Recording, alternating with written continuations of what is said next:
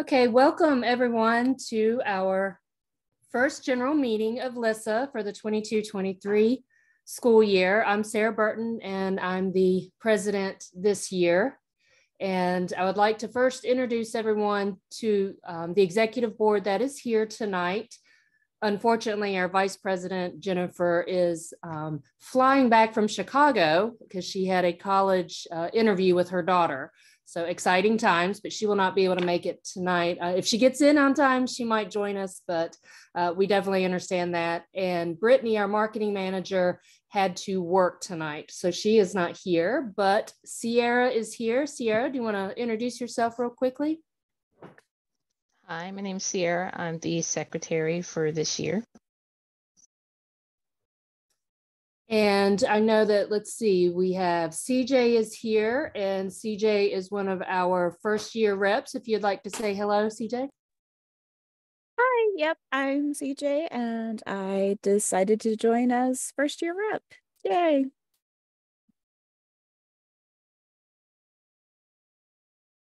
We are glad to have you, CJ. And let's see, I see that we have both of our GSA senators. So Sarah, would you like to say a hello? Sure. Hi, I am Sarah. With an H. With an H. Sarah Elizabeth, actually. So there's two of us. So. Yeah, welcome, Sarah. And Kate, I just saw that you joined. I sure did. My name is Katie. I know it's spelled weird, but it's Katie Stewart, and I am one of the I sent you an email, so I'm a little confused, but I am the graduate student representative. Yes. Yes, I saw your email. I responded to it today. And so the Graduate Student Association has senators and the Student Government Association has senators. The Graduate Student Association says that we must have representatives from the department in order to get funding. The SGA, I don't believe, requires that. So we make sure to appoint GSA senators, whereas SGA, you go through an application and election process, if that makes sense a little bit. And Katie, I will remember, I've made a note to myself that it's Katie. Got it. Thank you. And do we have any other board members? Where's our treasurer? Shayla, I don't see you here just yet. Maybe you're on your way. And Sarah, you're also a first year rep. That's right. Sarah, you're a first year rep and a GSA senator, which you can do it because last year I was a senator and the secretary, so it can be done. All right, so moving on from that, we're going to do a lot of our general business in the first 30 minutes because we do have a guest speaker in the last 30 minutes. And for this year, I think that's going to be the norm, that we're going to have the regular meeting and then have the opportunity for some kind of professional development. That was one of the things we talked about at the executive board meeting in the planning session.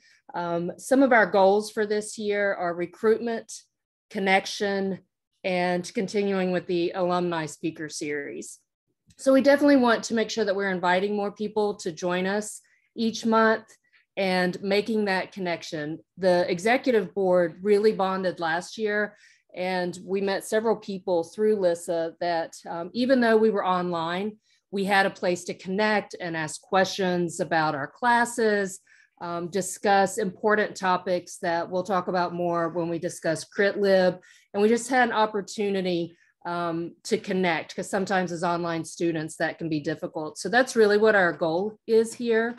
If you want to know more about who we are and what we advocate, if you look at the resource site that I posted up in the chat, it has all of our previous meetings. You can look at how goofy some of us were. Stephanie, I don't mean you, or Diane, I definitely don't mean you. That would be me.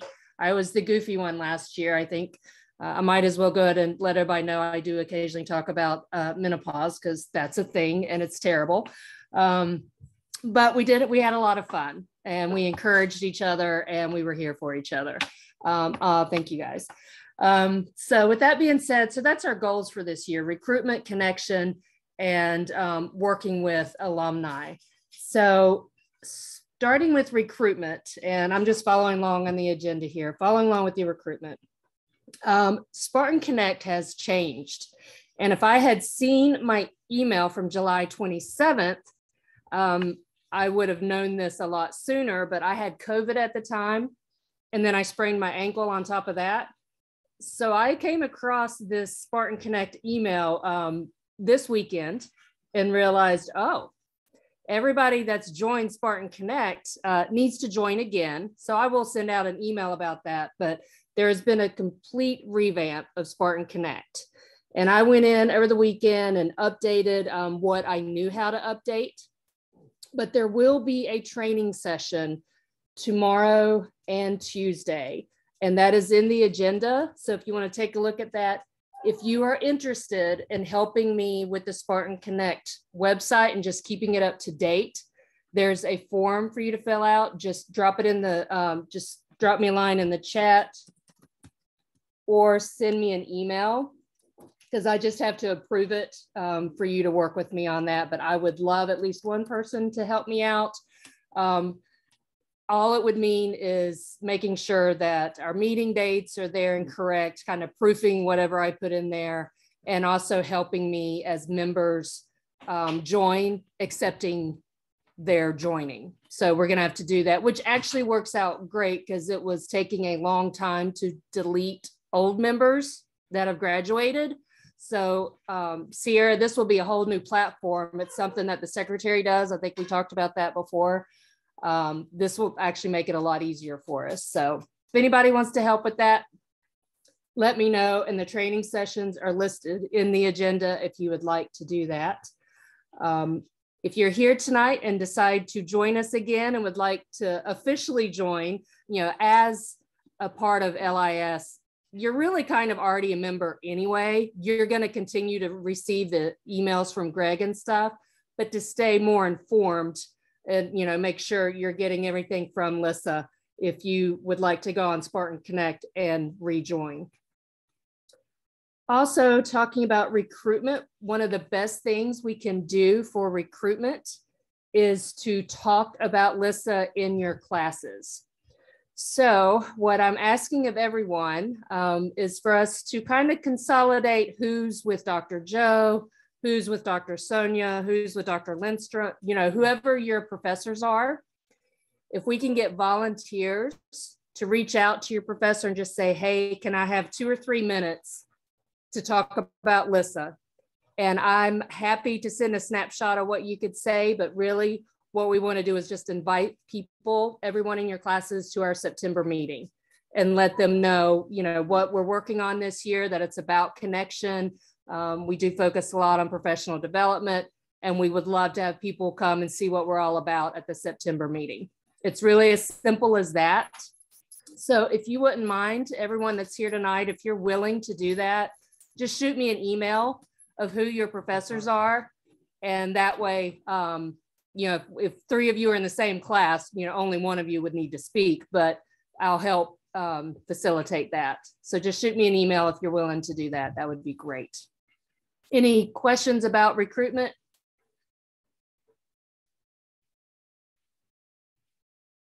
Awesome.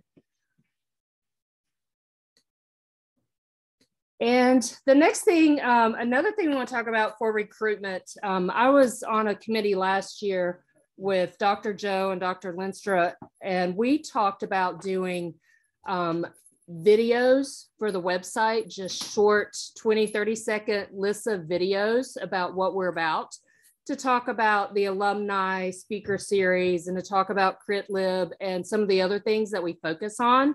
So I would like to put together a committee of maybe 3 or 4 people that would be willing to put those videos together, script them, and it can be well, I don't want to put any thoughts in anybody's head because I'm sure there are many of you much more creative than I am. But we're just looking for videos that can be on our resource site that we can share on social media and that we can share with the faculty to share with their classes and to put on Canvas.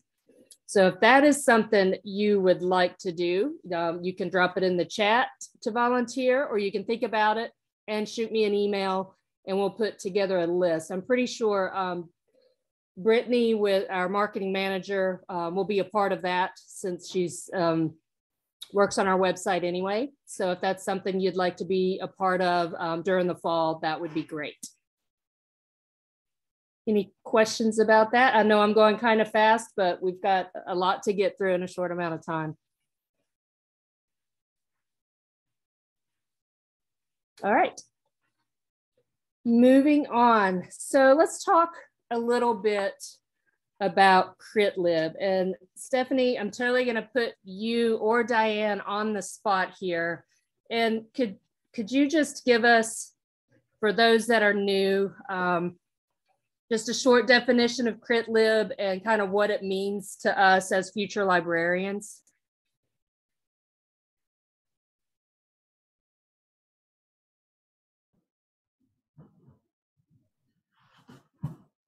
Hi, I'm Diane. Stephanie and I together did CritLib last year. And so basically what it is, CritLib stands for Critical Librarianship. And what we did is choose topics that are relevant to librarians that you would encounter in your library and discuss those issues. We chose a few different formats. We had a couple things where we had people come in and talk with us. And we also did a book club sort of thing where we read a few chapters out of books and then discussed what that was and how it was relevant to us, what we learned from it, that kind of thing. So there's a lot of different ways you can approach it, but it's just thinking critically about librarianship, especially in regards to things like race and disenfranchised people. That's kind of where it stems from anyway. Does that help? Are there any questions? Yeah, any questions for Diane or Stephanie or myself? I've dropped a couple links from our resource site that will show kind of some of the things that we talked about last year and other resources that you may find helpful. This is such a big and important topic. And at the planning meeting, we did talk about, bless you, my husband just sneezed. We did talk about continuing with CritLib, just how would we do it? We want to make sure that people feel safe and welcome. And yes, Stephanie makes a good point. The meetings for CritLib are not recorded so that we can have very open conversations and it's a safe place.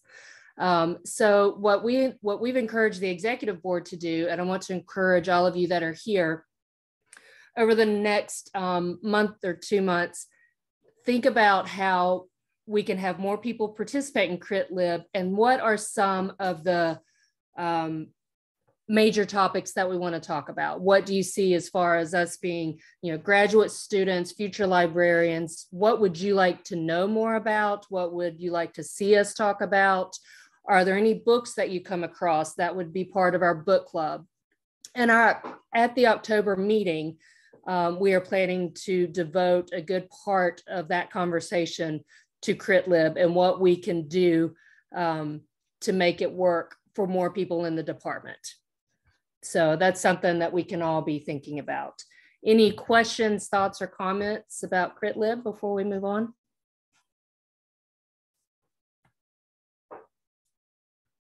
Awesome. CJ, I just saw that. We did see somebody moving around behind you. Let's see, moving on to, I already introduced them at the beginning, but our GSA senators were, we do have 2 and an alternate, Jordan. I don't believe Jordan's here this evening, but Jordan and I were the senators last year. And Sarah and Katie, you can both attend every meeting. You can decide who wants to go to each meeting. It's just important that someone attends every GSA meeting in order for the LIS department to be available for funding. how we get funding is changing this year. So it'll be important for you to let us know what we need to do as a department to apply for the funding. There's usually 2 funding opportunities, the fall and the spring. So we'll leave it to you guys to let us know. And if something comes up and the 3 of you cannot attend a meeting for whatever reason, just make sure to reach out to somebody on the executive board so that we know moving forward. So when do we, where do we find the schedule for those meetings? Well, it's usually on Thursdays. That last year they were Thursdays at 5. They have not updated their website yet. So I am going to drop the link here. And I will send you both the contact information that I have. I'm sure it's changed because there's new officers for GSA. There's the GSA site. And a lot of their things were not updated until after the fact last year, but I did notice over the weekend they updated the senators. But it does not look like they've updated their times yet. But as far as I know, it's still going to be Thursdays at 5. And you will receive an email. You, all 3 of you are now on their email list. So you will receive an email about when the first meeting is. Does that help? I was kind of all over the place with that answer. Yes, it helps. Okay. And if I receive anything, I will forward it to you guys because I think I'm still on the mailing list as well.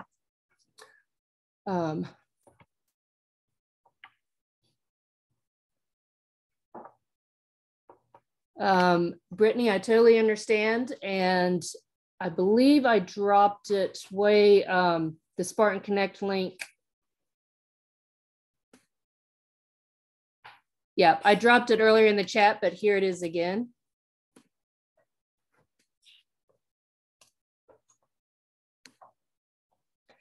And if you have any problems with rejoining through Spartan Connect, just let me know. Like I said, I'm going through a training session tomorrow, and there might be something else I need to do to make sure everyone can rejoin as they're supposed to. So just let me know if you have any problems with it, and we'll get you in there.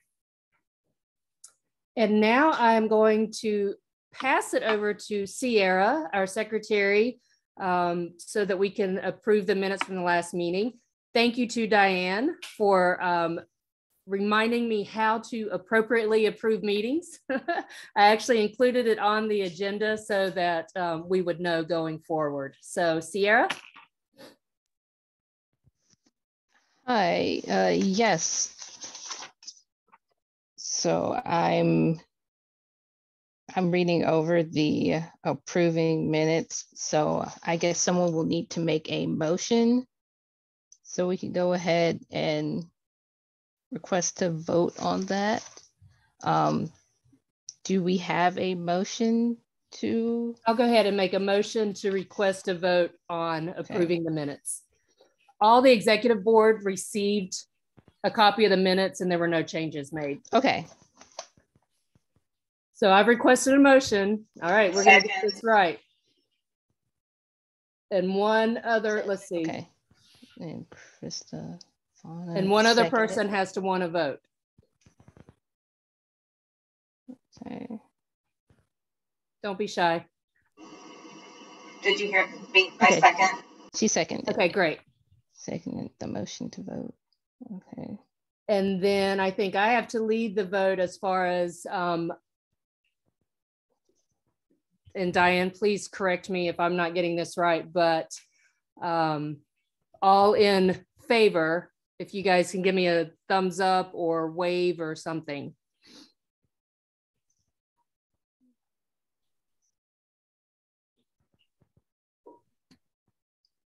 Four, five. All right, I've got 6. I counted 6, Sierra, 7. Okay. 6, 7. Any opposed? 7 in favor. Any opposed? I don't think anyone's opposed. Okay. So the Sarah? minutes, Yes, Just- Diane, help. Just to be clear, were you asking for only the executive board to vote because you're the only ones that actually saw the minutes? Like we couldn't vote on something we didn't see, right? That would be correct, Diane. Okay. Just Thank double you. check. All Yeah. right. So that's right. Thank you for that because, well, it's posted on the site, but that doesn't mean everybody saw it. And I didn't post it here. So yeah, that would mean for this vote, only the executive board could vote. So that would be Sierra and Sarah and CJ and Katie. Okay. And so everyone that's here from the executive board. That's 1, 2, 3, 4, 5. Okay. So that's a majority vote.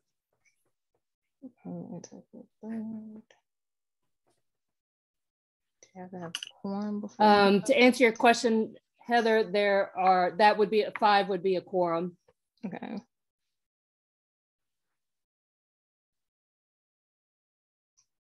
Last year we were a little loose on it, and we just want to make sure going forward that we do it correctly. That would be a quorum. Okay. Last year we were kind of more like, yep, looks good. Those changes were made. So thank you for that, Diane, and for your help with that. And then Sierra, you were gonna talk about some fall ALA events. Since we are a student chapter of the American Library Association, we were taking a look at possibly having more opportunities to connect and seeing what ALA events might be out there. So Sierra's gonna update us on that. Yes, so I've started off my search, and so far the only ALA event I've come across that is going to be in the fall is a core forum event that will be October 13th through 15th in Salt Lake City, Utah. And that's core forum is the inaugural conference for the ALA division, Core Leadership Infrastructure Futures. It looks like it's going to be the first conference for that division, and they'll be talking about topics like access and equity, technology, metadata in collections, buildings and operations. And it looks like they're going to have several sessions and things like that. I can attach the link to that conference to the meeting minutes so that everyone can have a good look at that. But so far, that's the only one I found for the fall specifically. Everything else I found has been for the next year. I can put in the registrations cost when in the meetings. I can add that information too as well. So far, I just got an overview of what the conference is going to look like. Great, thank you for that. And since it is in October, this goes back to GSA, to our senators. This would be something that as a department, if people wanted to go to that conference, that cost could be reimbursed. This is the kind of things that GSA wants to help students with, going to professional development conferences, anything that will help in their leadership and professional development. So something to keep in mind. So thank you for that, Sierra. You're welcome. I do not see that Shayla has joined us, so I will give an update, treasurer's report. I do not know yet, and Diane, if you still have access to this, maybe you know. Diane was our treasurer last year. A check was sent for the t-shirts, but it has not cleared yet, and so I'm not sure who's holding onto it. So that is not in the account yet. So before our spring fundraiser, we had $828.85.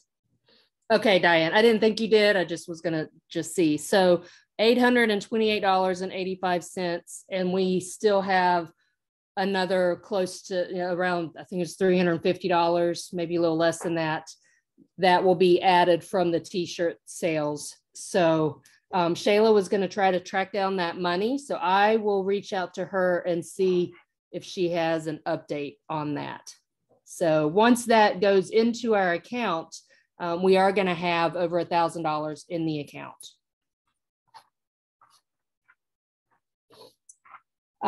Brittany had wanted me to mention as the marketing manager that Talia is stepping down. I mentioned that at the beginning of the meeting. She just had a lot of other things going on. So Brittany is our marketing manager, and we may look for someone to assist her. So if you're interested in that, Brittany Mann, I'm already going to send you information, but if anybody else is interested in receiving information on being a marketing manager, just drop me an email.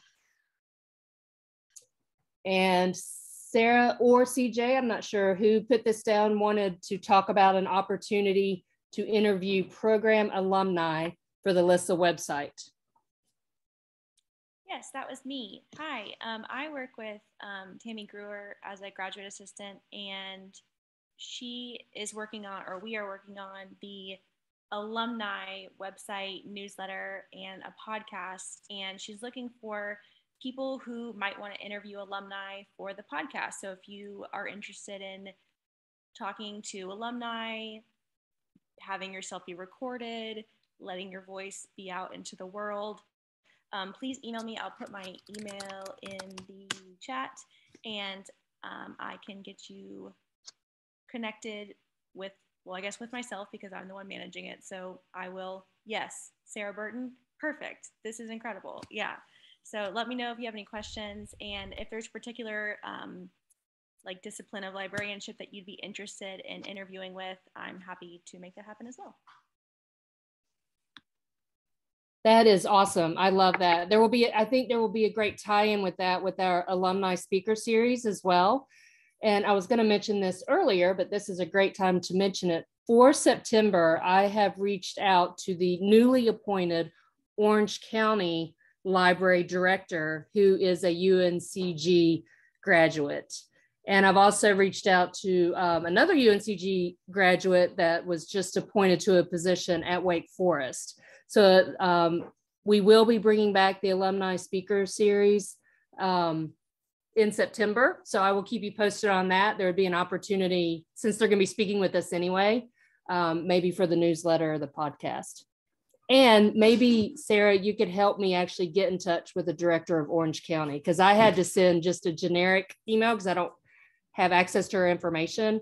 Her name's Erin. I will email you separately about that. Great. So thank you so much. And CJ, if you want to send me, shoot me an email about your library director, that would be awesome. Or if you want to talk to them first, just let me know if they would be interested. That's great, because we'd like to fill the whole year with the alumni speaker series. And then one last thing I have before we turn it over to our guest speaker, Dr. Joe. Does everybody know Dr. DePault? I always call her Dr. Joe, but she's one of the faculty, and she had reached out to me over the summer about bringing back a speaker series that they used to do before COVID through, I guess, the graduate school and the LIS department. And they were asking if we would be interested in spearheading it, promoting it on social media, just whatever role we wanted to take. And let me drop a link. I said absolutely. I mean, it definitely, it aligns with exactly what we want to do. But it looks like this is going to be the speaker in November. Kawana Bright, she spoke with us in one of Dr. Joe's classes. She's a phenomenal speaker, PhD. She's the assistant professor of library science at East Carolina University. but they are looking at bringing her in November. So it's something for us to be thinking about how involved we could be. And for everyone that lives in Greensboro, if you would be able to attend. I'm in Knoxville, Tennessee. I'm going to try to attend anyway, but we would need, the more we're going to participate with this speaker, the more people we would need to actually be there, possibly. So it's something to think about for November. Diane, as far as I know, it will be in person and online. That's what Dr. Joe and I were talking about, but that's all the information I have at the moment. But I think it will be online as well. And with that being said, I do believe I saw our guest speaker join. Yes, I'm here. There you are. Hello. And you Hi. you're Dr. Elizabeth, but you go by Liz. Correct. Lorraine. Yes, perfect. Yes. All right. Well, I'm Sarah Burton. I'm the one that's been emailing you. Yes, thank you. So Dr. Lorraine comes from us from the University of Nebraska-Lincoln, and they have some job openings. And we invited her here. I know that some of you are not graduating this December, but this is definitely an opportunity to learn what's being sought after. And we're also going to take this information and post it on our resource site. And I know that Brittany had already put you out there on social media for us, Dr. Lorraine, and we'll do some more of that between now and September, just to help give you voice in our department. But we certainly appreciate you being here, and it's all yours. Do I need to share screen with you? Let's see. It looks like I have the permissions that I Okay, need. got it. Great. So, yeah, perfect. So, well, good evening, everyone. Thank you, Sarah, for the introduction and for the opportunity to be with you all this evening. So yeah, my name is Liz Lorang. I'm the Associate Dean for Research and Learning in the University Libraries at the University of Nebraska-Lincoln. I'll tell you a little bit about my path to librarianship, just so you have a little bit of a sense of who I am, and then like to talk about, so we're gearing up to do a lot of hiring in the libraries this year, beginning with 3 positions that we've already advertised for this fall. It's a really exciting time at UNL, and wanted a chance to share about those positions with you. So I actually came to graduate school at UNL back in 2004 for my PhD program in English, and I have never left because I think Nebraska and this institution is a great place to be. So I completed my PhD in English here in 2010. I focused, even in my English PhD program, on digital humanities and digital scholarship. And so through that, I already, even as a grad student in that program, forged a close relationship with the libraries at UNL and the Center for Digital Research in the Humanities here. So I worked in the English department for a couple of years post-degree while completing a master's degree in library and information science. And so then in 2013, I transitioned into a librarian position in the libraries, first as a digital projects librarian in a track of position that was called a research assistant professor. And I did that for several years, and then in 2016 had the opportunity, was kind of trying to decide what I wanted my path to be in academic libraries, and felt like I was at a moment where I could continue to specialize in digital projects, digital humanities, kind of go all in there and start looking for maybe advancement in positions like the one I was already doing. Or I could take a step back, get a different set of experiences in academic libraries, and have a chance to think a bit more about really what I wanted my future to look like. So I took that latter path. In 2015, my library was looking for a humanities librarian, so kind of traditional liaison librarian role. So I decided I hadn't had that experience, so pursued that opportunity. And in early 2016, then I became the humanities librarian in the libraries, and that was then a tenure track position. So I was hired in actually as an associate professor, given my research background and my other job. So have been a humanities librarian since 2016, but also then in 2018, I took on an interim administrative role in the libraries. So I was interim associate dean for a couple of years, and then you know, I feel like time has gotten so weird the last several years. I've been in, and now, so I guess I've been 2 years now in a permanent position. So I'm permanent associate dean. And we just completed a reorganization in the libraries over the course of the last year or so. So now the division that I'm the associate dean for is research and learning. And so my position has continued to evolve. And so that's me now, associate dean for research and learning. I have a fellow associate dean, Charlene Maxey Harris. She is our associate dean for collection strategy and resource management. And we've got we each have 3 departments, and then there are a couple of other departments that report directly to the dean. So that's a little bit about me and my path. I wonder if Sarah, do we have time for people to just briefly introduce themselves so I know who's in the room? Would that be okay? Are people willing? Absolutely. Yeah, okay. We're making great time. Okay. Apparently I talked really quickly, so okay. I was right. excited to have you. So yeah. Okay, great. And if I am talking too fast, please just slow me down too, folks. I think you're doing great. Okay, great.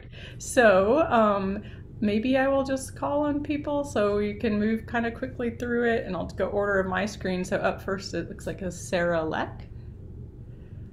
Hi, I am Sarah Leck. I am concentrating in public librarianship, and I don't know what else you want to know about me. How far into your program are you? How about we do that? Yeah. About less than a week. Okay. Well, welcome. I've had 1 class. Okay. I'm from Raleigh, and I'm interested in teen services. Okay, great. It was great to meet you. Thank you. CJ? Hi, yeah, I'm CJ. I use they, them pronouns, and I am actually currently working at my local public library as their children's specialist. Okay. So I get to do all the after school programs for children. It's really fun and great. And I'm also, like Sarah, I've only had 1 class so far. Okay, great. Sierra. Hi, my name is Sierra Welch. I'm actually in my 2nd year of the program. I am on the school librarian track, and I am aiming to work as a school librarian with elementary school students. But given that I'm military spouse, that may not be the case forever. So I'm also working to make sure that I can also work in public librarians, and I would still like to do work with children or some kind of programming work. Okay, great. Nice to meet you. Brittany. Hi. Hi. Hi, I'm Brittany. I also use they, them pronouns, and I am in my, I think 3rd semester in the program. I have 2 more left, with one of those being the semester for my capstone. And I also have a concentration in public libraries, a micro concentration in youth services and outreach. And yeah. Okay, great, thank you. Looks like Krista is next. Hi, I'm Krista. I am also in the very beginning of my very first year. And I think I want to do something with digital archives and metadata, but I'm still in the discovery phase.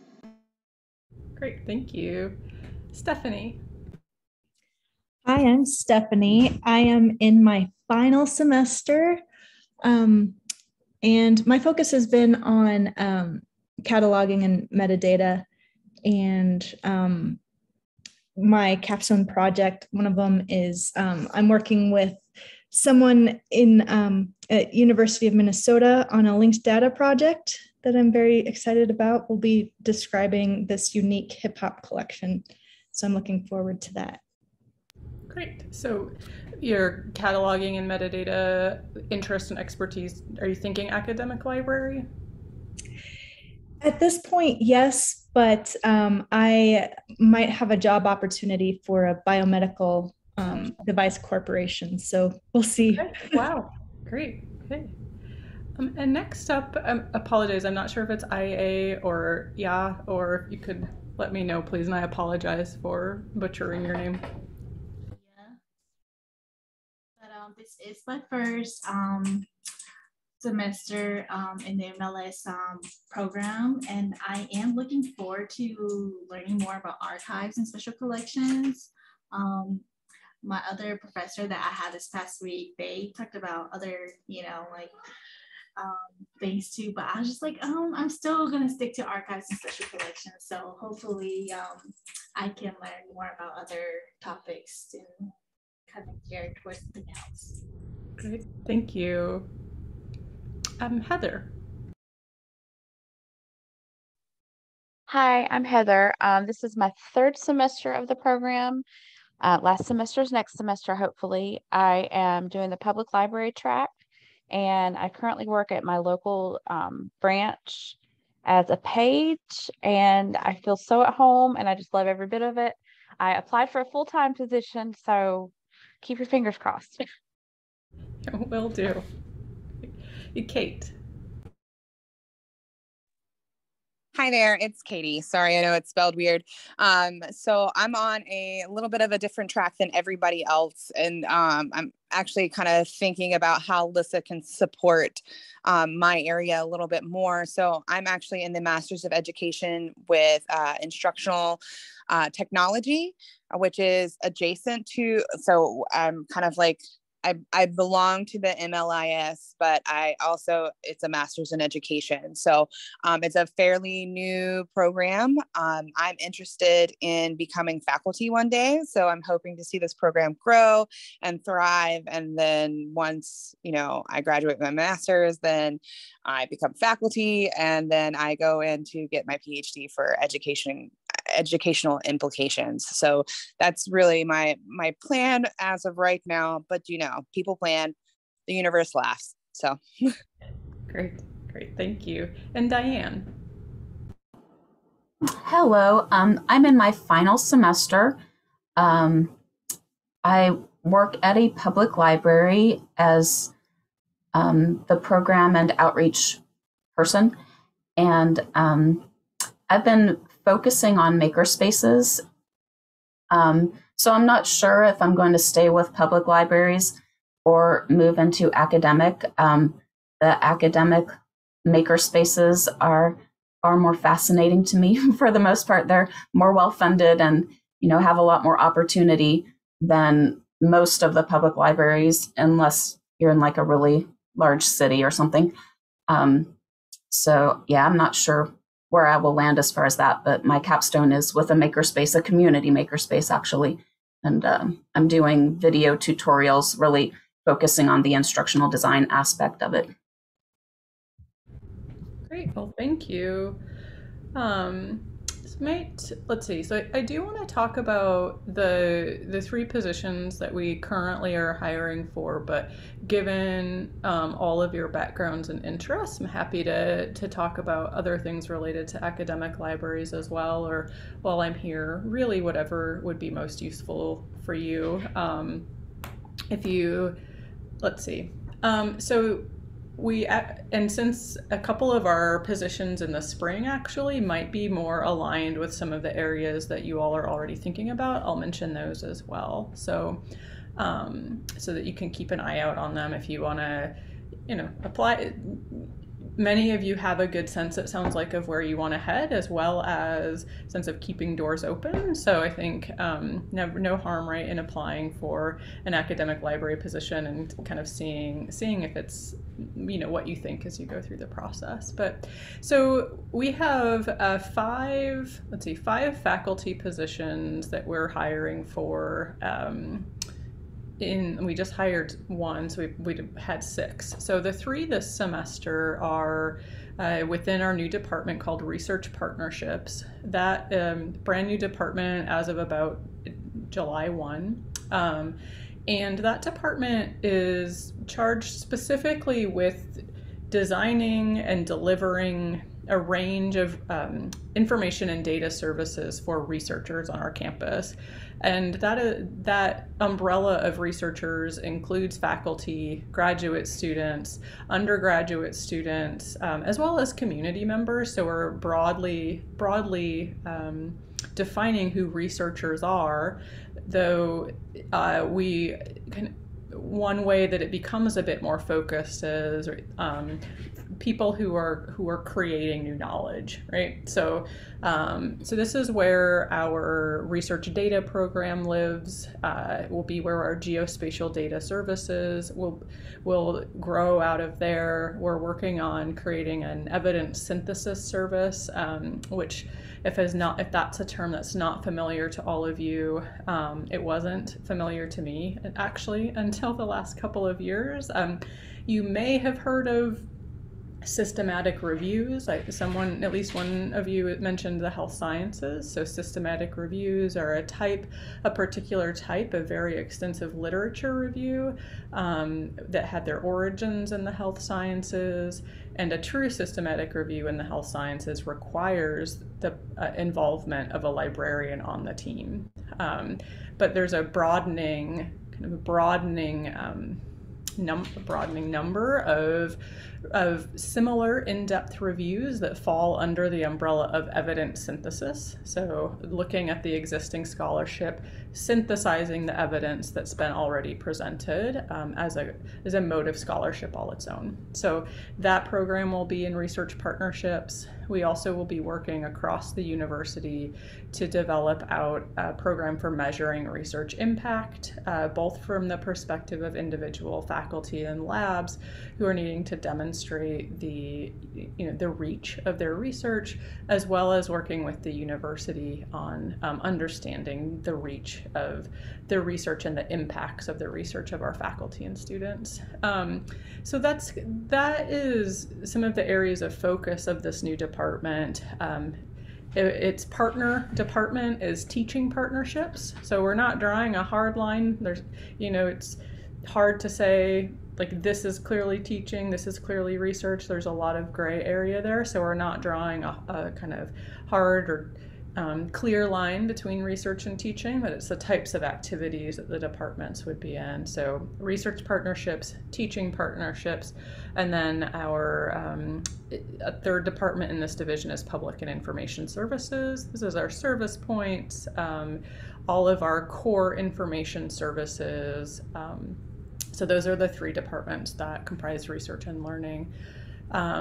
So the three positions this fall will be in research partnerships. We're looking for one new assistant professor, could be straight out of our library science program with an emphasis on GIS or geospatial data.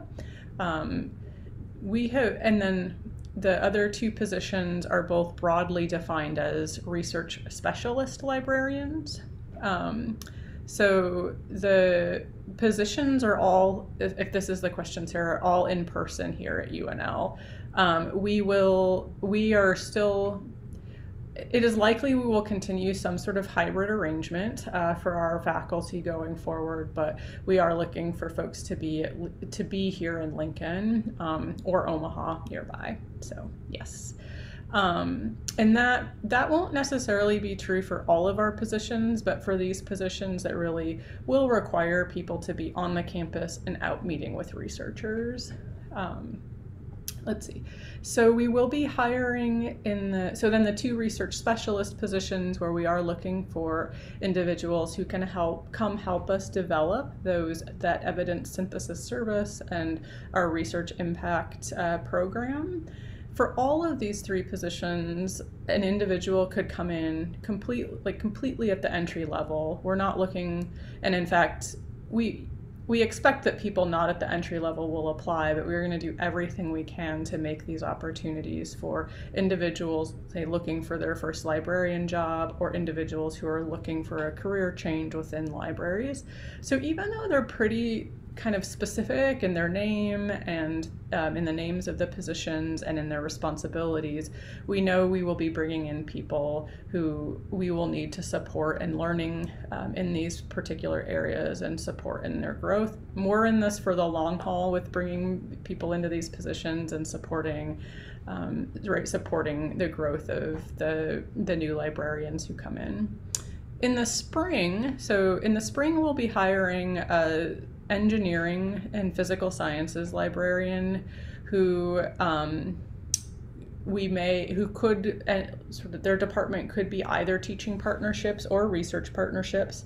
That will depend on the profile of the successful candidate. So in that case, what we know is we need someone who can come with some engineering or physical sciences background. And if they are a teacher at heart, then we'll probably put them in teaching partnerships. If they come with a strongest interest in working with engineers and others doing research, then we likely would have them in research partnerships. The other position is another science librarian, and it is specifically a teaching and learning librarian within the sciences. And here I want to make a connection to the makerspaces, Katie, because we are imagining, I think, so our media services is what we call our current makerspace type environment. That has moved under teaching and learning in our reorganization. And so we see this new science librarian as being someone who has a strong, and maybe, sorry, if it was Diane who was doing makerspaces, right, a strong presence in that program. So those are the positions in my division. We're also hiring for a systems librarian. It seems like everyone is hiring for a systems librarian. So if you have any interest in systems, that position will be coming. And, you know, this would be a bit further down the road for any of you, but we are also looking for actually a chair of archives and special collections, as well as a chair of metadata strategies and resource management. And so we had a lot of retirements, and we're also growing after not being able to fill, being allowed to fill positions for a number of years during a hiring freeze. So it's really exciting, a lot. And we're trying to be strategic in both bringing in senior leaders, so those new chairs, as well as new assistant professors. Great, the timeline for hiring. So for these 3 positions that are first up this fall, we are aiming for people who could join us early in the new year. So we want to complete our hiring and have offers out to people before the Thanksgiving break if we can. We're trying a kind of accelerated search. So one thing, you all, this is the case in academic libraries. I know less about public libraries, but people are getting hired, and we are hiring for the same positions as lots of other academic libraries. And so we found that when we've taken too long on searches, people are getting hired before we've had a chance to interview them. So we are trying a kind of fast-paced search here and see how it goes. And then, so aim to have these hopefully wrapped up before the new year. The systems librarian position should be advertised later this fall. So we'd see the systems librarian, maybe applications due late fall, interviewing early in the spring.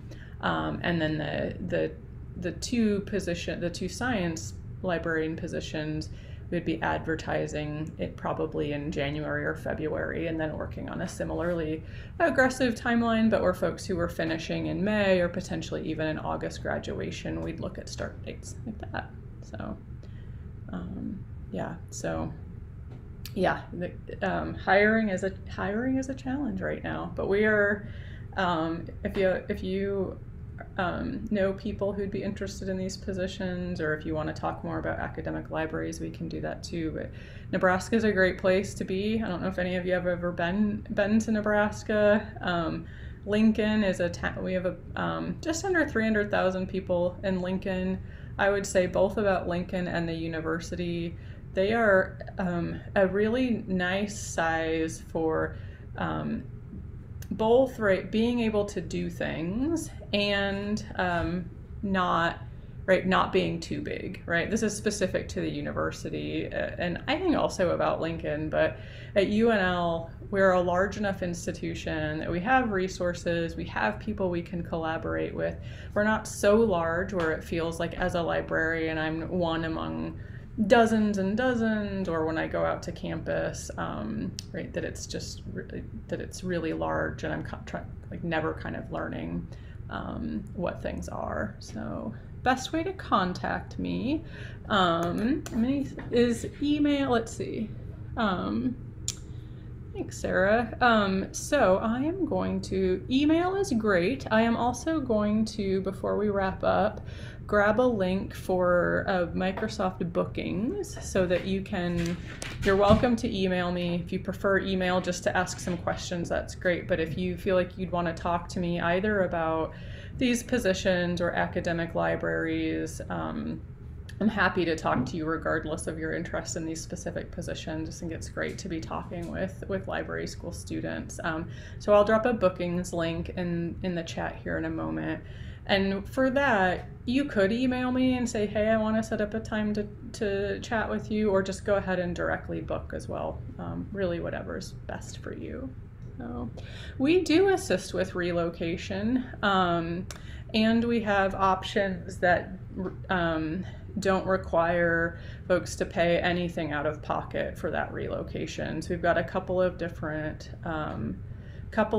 ways to do relocation assistance where you can pay up front and get reimbursed, or we're able to direct bill as long as you work with providers that we contract with the university. I forget the exact amount, but it can certainly follow up with you on that. Yeah, other questions? I mean, what is most useful for, our half hour is flying by, but so what would you like to know?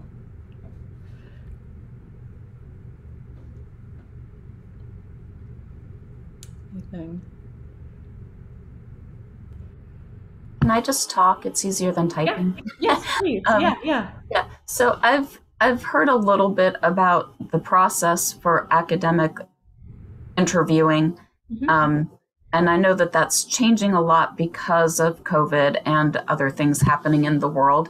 But I know traditionally it was a full day, multiple times kind of interview with multiple different committees. Is that what you're looking at for this process? It is. So we will do preliminary interviews via Zoom. And those will likely be 45 minutes to an hour. And then for finalists, we will bring the finalists to campus for a day-long interview, fly people in. Let's say your interview is going to be on a Thursday. We would fly you in on Wednesday. Depending on what time you arrive, we would have someone meet you for dinner if you were interested in that. Then the interview would be, I'm going to say all day Thursday, but it's not literally every hour, but it would be much of the day. And then you fly out either Thursday evening or Friday morning, depending on your schedule. And that is so people have an opportunity to see Lincoln. We think that seeing Lincoln, seeing UNL, seeing our excellent facilities is really beneficial for people. And then also so you have a chance to really meet and interact with potentially your future colleagues. And at all stages of this, but especially at that in-person interview, we know that people are interviewing us as much as we're interviewing them, and we think that provides a nice opportunity for that as well. So yeah, you would meet with the search committee, so a group of 4 or 5 people who are doing the majority of the interviews with people, designing the questions. You would meet with you'd have interview with, in this case, so we'll take the 3 positions that we're currently hiring for. You'd meet for maybe 45 minutes with the other members of that department, so you have a chance to see who you'd be working with. They would ask you questions, you could ask them questions. We would likely also bring together a group of other colleagues from across the libraries who maybe they're not in research partnerships, but we know these individuals will be working across the libraries. So we'd give you a chance to meet people from other areas of the libraries, especially those you might be most likely to work with on a regular basis. And then we also and those 3 are the most interview-like sessions. And then we also have a chance for the interviewees to meet with our faculty chair. So our librarians have faculty status. The faculty chair role is someone we want all of our new faculty to know and understand what support and resources are there for the faculty. You would meet with our HR person to get a sense of the full range of benefits at the university, and likely wrap up your day having a conversation with the Dean of Libraries, Claire Stewart. And that one really is about an opportunity for you to meet the dean. It's an important relationship. It's much less interviewee and much more, about how your day went, questions that you have about the institution. So it's a full day. It's intense. I should say there's the part I should definitely not forget. We do ask people to do a presentation as part of that. So you do a 20 or 30-minute presentation. So it's a full day. We provide a lot of support and guidance, and especially for, say, this time around where we know people may be coming in for their first job in an academic library, want to provide mentoring throughout that process as well. So yeah, it's a great question.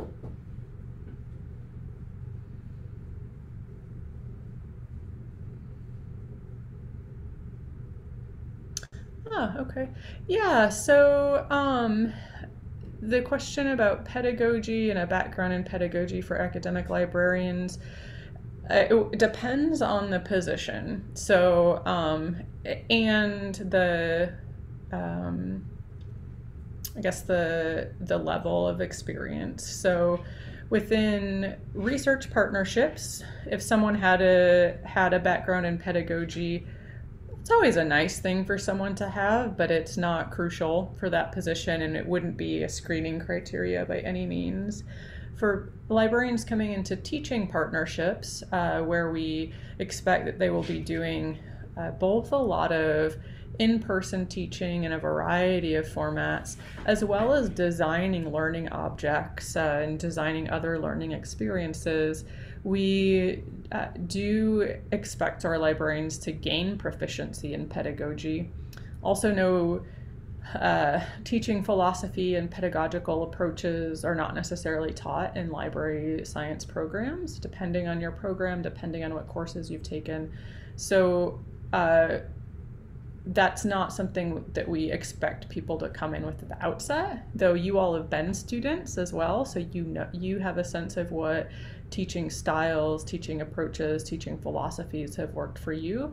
So you also all do have, right, something you could draw on. So if you saw a position that was asking for someone with say knowledge of pedagogy, you can think about what has worked well for you as a student in a classroom. So there'd even be some ways. So it's an asset in certain types of positions for sure.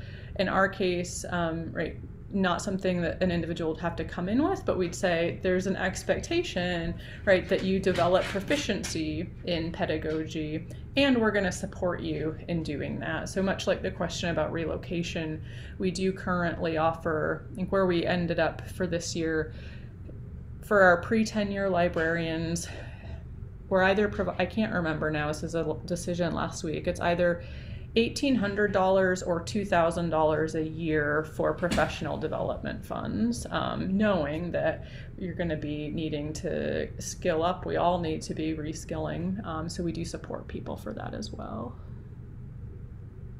Great.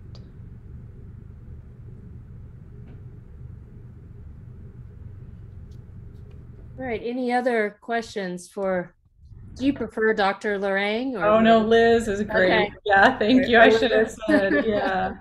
I'm gonna grab my bookings link really quick. So I don't know if, Sarah, if you have any more business you need to attend to. I do, just a couple more things. Okay, perfect. So I'm gonna grab this link. Thank you so much. Thank you for that. That's great information. And everyone, I did put her email there. So if you do have further questions, and take a look. I was looking at UNL, and it's that would be hard to pass up, especially if you're into research. So thank you very much. And for everyone else, just a couple more things. One thing that I do need to mention, that I did mention to the executive board, is I had not planned to graduate in December, but I am now doing my capstone, and I will be graduating in December, which means that we will need another president starting in January. And I do apologize for that. planned to be there for the year, but the way my field study worked out, they really wanted me to double up on my independent study, and a blessing and a curse. But either Jennifer will step in since she is vice president, or we'll hold another, thank you guys, or we'll hold another election. But just something to think about. I'm going to do as much as I can in this first semester to keep us moving in the right direction. But with that being said, something to think about in closing tonight, we do have funds in our account, and it's important that we start thinking about how those funds can be used. And there are opportunities with Jackson Library to benefit the department. There are opportunities for students to look into going to conferences and things like that. But there is an email sent out by Greg Hoffman on August 17th. And I just wanted to ask everyone before the September meeting to take a look at it. It's a fundraising initiative for Ukrainian libraries. And he sent a lot of information. I'm not going to review all of it now, but if you would please take a look at that email from August 17th, and let's discuss it at the next meeting if that is something as a group we would like to participate in. It is definitely for a worthy cause, and just so we can have it in the minutes, I'm going to drop this right here.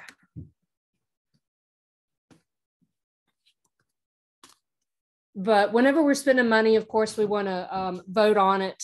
So I'm just asking everybody to take a look at this opportunity that has been given to us by our department to consider. So if you'll take a look at that. And other than that, comments, questions, closing remarks before we adjourn the meeting. Just say I did drop the bookings link into the chat, so I hope that works. If it doesn't, just email me, and it's an open invitation anytime, really. I don't get to do as much teaching as I used to, so anything that brings me in contact with students I really enjoy. So as you proceed through your programs, please know that I'm someone you can connect with, and I really appreciate you sharing your time with me this evening. It is always good to have resources, and we appreciate you reaching out to us and that it worked out. Thank you, Liz. Well, thank you. Have a good evening. Any other questions, comments, or concerns? Or as Dr. Joe would say, for the good of the order? All right, you guys, meeting is adjourned. If anybody needs me, I'll stay on for a few minutes afterwards. Have a good night.